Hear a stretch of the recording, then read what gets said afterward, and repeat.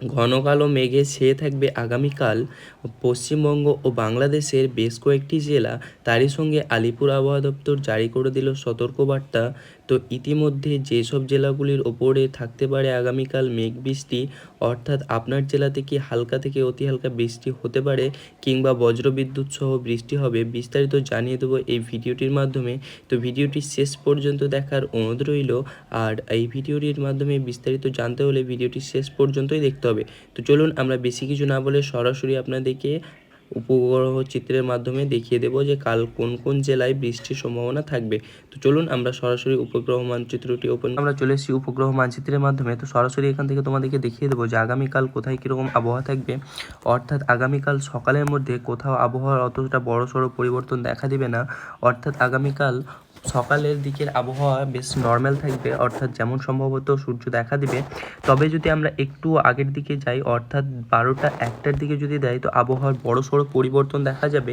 ইতিমধ্যে কলকাতার আশেপাশের জেলাগুলোতে পুরোপুরি বৃষ্টির সম্ভাবনা রয়েছে। আমরা যদি ভালো করে দেখে নিই, তবে কলকাতার যে আশেপাশে রয়েছে অর্থাৎ খড়গপুর, ধানবাদ, মেহেরপুর, অর্থাৎ রাজশাহী, এসব বাংলাদেশের জেলা। এই বাংলাদেশের রাজশাহী, মেহেরপুর, খুলনা, বরিশালে বেশি ঘন কালো মেঘের সম্ভাবনা রয়েছে আগামীকাল। এবং তারই পাশাপাশি ঢাকাতেও বৃষ্টির সম্ভাবনা অনেকটাই বেশি রয়েছে।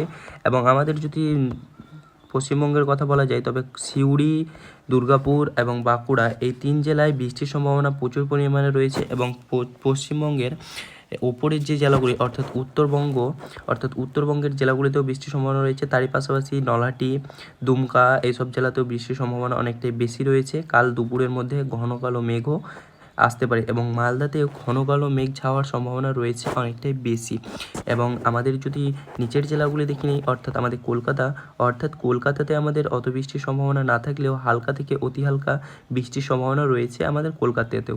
তারই পাশাপাশি খড়গপুরেও বৃষ্টির সম্ভাবনা অনেকটাই বেশি রয়েছে, কেননা এখানে ঘন কালো মেঘ করার সম্ভাবনা রয়েছে।